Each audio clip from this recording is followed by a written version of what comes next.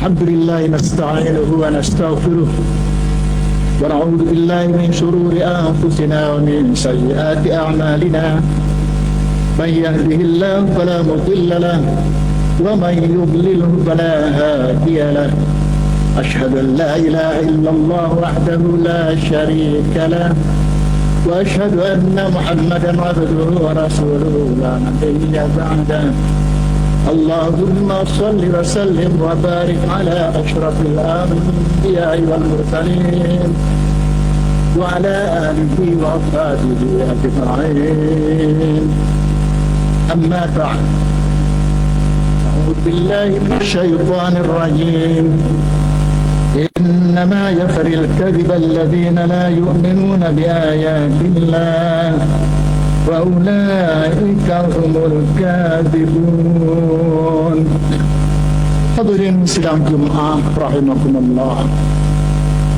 Selaku khatib saya mengajak hadirin dan saya sendiri untuk meningkatkan ketakwaan kepada Allah Subhanahu wa taala dengan cara menjalankan puasa Ramadan secara bersih, dalam arti tanpa kebohongan atau dusta. Selamat menunaikan ibadah puasa Ramadan. Hadirin sidang Jumat rahimakumullah. Banyak orang percaya bahwa sekali pembohong tetap pembohong. Akibatnya, cerita seorang pembohong meskipun sesekali mengandung kebenaran sering dianggap nonsens, omong kosong. Ungkapan pembohong tetap pembohong tadi merupakan peringatan yang ternyata mengandung kebenaran psikologis, kebenaran kejiwaan. Otak seorang pembohong cenderung membuat perilaku berbohong lebih mudah dan berkembang menjadi kebiasaan. Fakta dan pengalaman keseharian kita di lingkungan kita membuktikan bahwa sejumlah kebohongan yang ringan sekalipun kalau dibiarkan dapat berkembang menjadi kebiasaan, yakni kebiasaan berbohong. Hadirin sidang Jumat yang dimuliakan Allah. Ada hasil sebuah penelitian eksperimental dari program studi Experimental Psychology di University College London yang menguji kecenderungan tidak jujur dari sekelompok orang dengan menggunakan mesin MRI, Magnetic Resonance Imaging. Dalam eksperimen tersebut ditemukan bahwa aktivitas amigdala, yakni organ pusat pengolahan emosi dan gairah yang ada dalam otak manusia, mengalami perubahan aktivitas ketika orang bertindak tidak jujur. Semakin tidak jujur seseorang kepada orang lain, semakin kurang aktif amigdala orang tersebut ketika dipindai MRI. Data lanjutannya menunjukkan bahwa apabila kebohongan ini ditambah atau diikuti dengan kebohongan lainnya, maka muncul gairah dan konflik yang bercampur aduk dan mempermudah orang untuk menceritakan ketidakbenaran alias dusta atau kebohongan. Inilah kondisi psikis yang membuat seseorang lebih mudah untuk berbohong.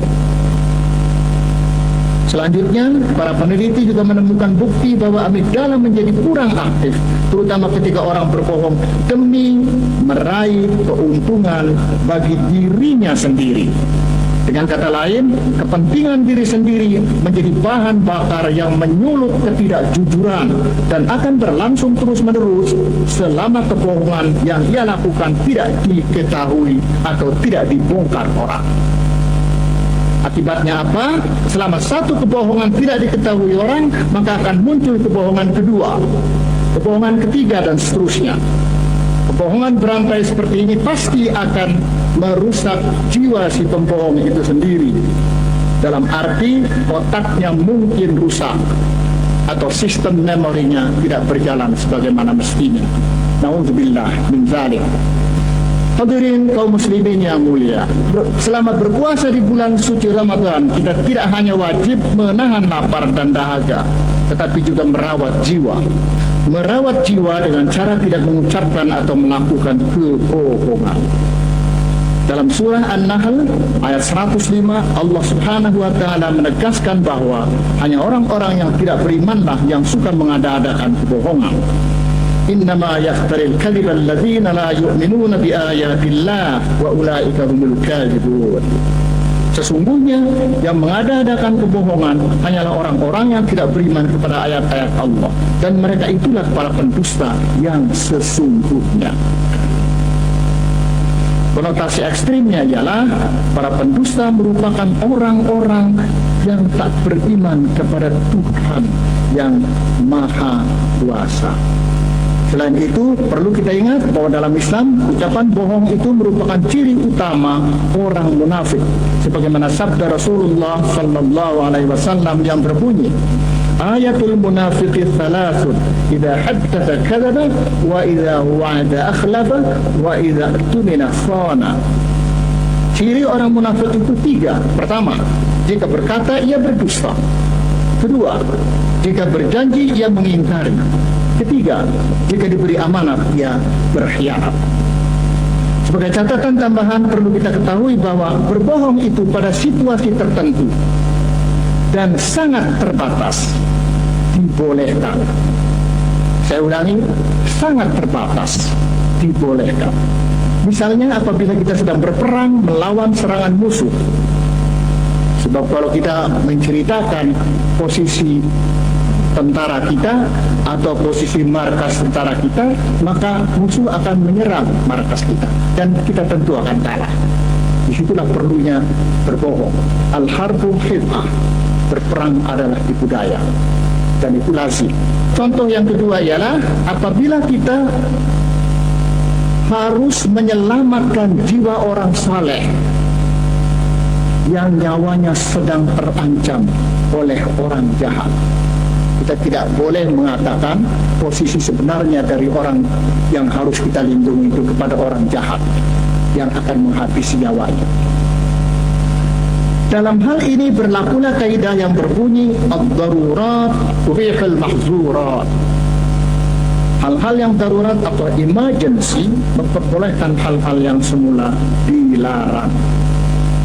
Hadirin sidang Jumat rahimakumullah, berdasarkan uraian mengenai bahaya dusta di muka, saya mengimbau agar kita semua menjauhi dusta atau kebohongan, apalagi menyebarkannya sebagai fitnah dan ujaran kebencian. Himbauan ini sangat penting agar mental, spiritual, dan jiwa raga kita tetap sehat dan iman kita tidak cacat. Dengan jiwa yang sehat dan iman yang tidak cacat, kita akan memiliki nafsul mutmainnah, yakni jiwa yang tentram. Dengan jiwa yang tentram, pada gilirannya kelak kita akan dapat meraih mardhatillah, yakni keridhaan Allah. Hal ini diisyaratkan Allah dalam surah Al-Fajr ayat 27-30 yang berbunyi, ya ayyatuhan nafsul mutmainnah, wahai jiwa yang tentram, irja'i ila rabbiki radiyatan mardiyah, kembalilah kepada Tuhanmu dengan kepuasan jiwa dan keridhaan darinya. Fadkhuli fi ibadi, maka masuklah dalam golongan para hambaku yang saleh. Wadkhuli jannati, lalu masuklah ke dalam surgaku. Barakallahu li wa lakum fil Qur'anil azim wa nafa'ani wa iyyakum bima fihi min ayati wa dzikril hakim. Aqulu qawli hadza fastaghfirullahal azim innahu wal ghafurur rahim.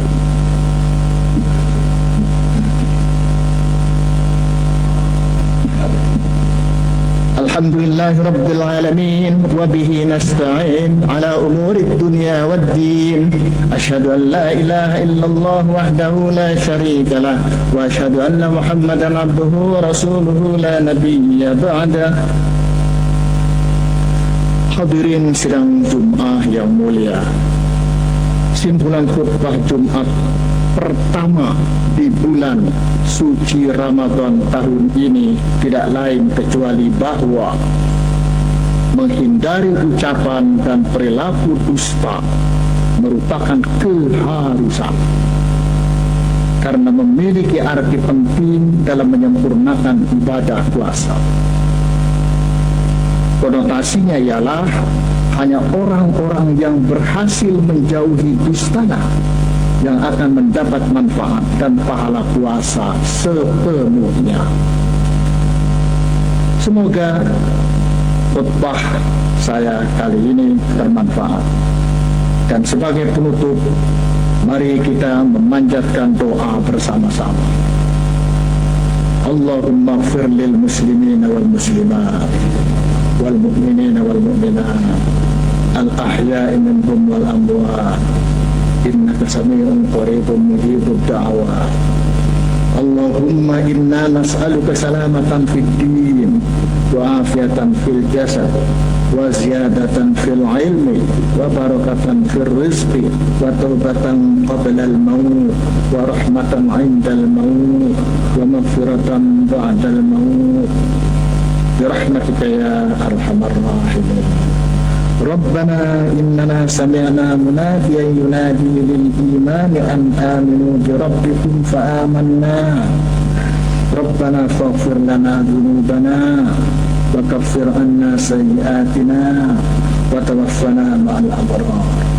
Rabbana atina fid dunya hasanah wa fil akhirati hasanah wa qina adzabannar. Subhana rabbika rabbil izzati amma yasifun wa salamun alal mursalin walhamdulillahi rabbil alamin. Ibadallah, innallaha ya'muru bil 'adli wal ihsan wa ita'i dzil qurba wa yanha 'anil fahsya'i wal munkari wal baghi ya'izukum la'allakum tadhakkarun. Fadhkurullahal 'azim yadhkurkum wa la dhikrullahi.